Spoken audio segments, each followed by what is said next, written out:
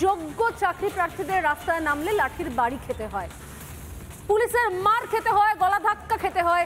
সেই ছবি দেখাবে, এই ছবিগুলো এখনো পর্যন্ত দেখুন, এই ছবিগুলো থেকে যাবে আমাদের মনের মধ্যে, চিরকাল থেকে যাবে এবং এই ছবিগুলো চিরকাল প্রমাণ দেবে যে রাজ্যে খেটে খাওয়া শিক্ষক, যোগ্য চাকরি প্রার্থী যাদের একটা বাঁধিয়ে রাখার মতো মার্কশিট ছিল, তারা রাস্তায় মার খেয়েছিল পুলিশের কাছে।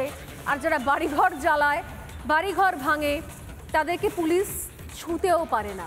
এই ছবিগুলো, এই ফ্রেমগুলো থেকে যাবে চিরকাল।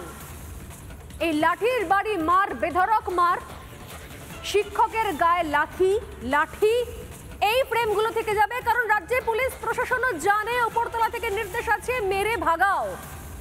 কারণ আসলে এদেরকে আর কোনো কাজে লাগবে না। চাকরি যা দেওয়া হয়ে গেছিল, টাকা নেওয়ার হয়ে গেছে, এখন সবাইকে চোর সাব্যস্ত করে দিয়েছে রাজ্য তৃণমূল কংগ্রেস সরকার। অথচ যখনই তারা প্রতিবাদ করেছে, তখনই ভোটের তরি পার করার জন্য কিছু প্রতিশ্রুতি জুটে গেছে, কিছু শুকনো প্রতিশ্রুতি জুটে গেছে। যেমন এর আগে কি বলেছিলেন মাননীয় নেতাজি ইন্ডোরে, আর আজ কি বললেন, দুটো প্রতিশ্রুতির নমুনা দেখানো যাক আজ 9টায়। দেখুন। আমার মনে হয় আপনারা নিশ্চিন্তে থাকুন, চিন্তা করবেন না এবং যোগ্য অযোগ্যের মধ্যে গন্ডগোল লাগাবেন না। আইন মোতাবেক কাজ করব, বাট কারো চাকরি যাওয়াটা আমাদের ধর্ম নয়, চাকরি ফিরিয়ে দেওয়াটা, চাকরি করে দেওয়াটা আমাদের ধর্ম। যে আমরা দেখব যাতে ওদের কোনো অসুবিধে না হয়, এবং তারপরেও দেখবেন, আমি অনেকে বলছেন 2026-এ যাবে, 2026-এ যাওয়ার প্রশ্নই নেই।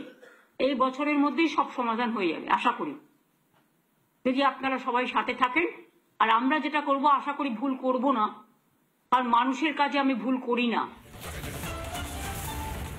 মুখ্যমন্ত্রীর ঝুলিতে আর কিছু থাকুক বা না থাকুক, তার কাছে প্রচুর প্রতিশ্রুতি থাকে, অনেক শুকনো আশ্বাস থাকে এবং তিনি অনেক বড় বড় কথা বলেন, অনেক বড় বড় স্বপ্ন ফেরি করেন। যেরকম ডাবল চাকরি, যেরকম আমরা দেখেছি চাকরির ব্যাংক তৈরি করা হবে, এমপ্লয়মেন্ট ব্যাংক ইত্যাদি ইত্যাদি বিভিন্ন সময় তিনি বলে থাকেন। এবং তারই সঙ্গে আমরা দেখতে পাই যে তিনি যা বলেন, আজকের দিনে দাঁড়িয়ে 2025-এ এসে যখন এই 26,000 যারা সদ্য বেকার হলেন, তারা অন্তত বুঝে গেছেন যে তাদের প্রতিশ্রুতিগুলো শুধুই প্রতিশ্রুতি। মুখ্যমন্ত্রীর দেওয়া প্রতিশ্রুতিতে তাদের কিচ্ছু যায় আসে না, কারণ তারা বরং পাল্টা প্রশ্ন করছেন। তারা বলছেন যারা প্রাতিষ্ঠানিকভাবে দুর্নীতি করলো, চুরি করলো তাদের চাকরিটা, যারা সত্যি টাকা চুরি করলো, তাদের কি কোনো রকমভাবে শাস্তি দেওয়া হলো, তাদের কি হলো, তারা আজকে এই প্রশ্নগুলোও করছেন। যে ছেলেমেয়েটা 10 বছর আগে যে এফোর্ট নিয়ে পড়াশোনা করেছে, তার পক্ষে এই মুহূর্তে কিন্তু সেই পড়াশোনার এফোর্ট দেওয়া সম্ভব নয়।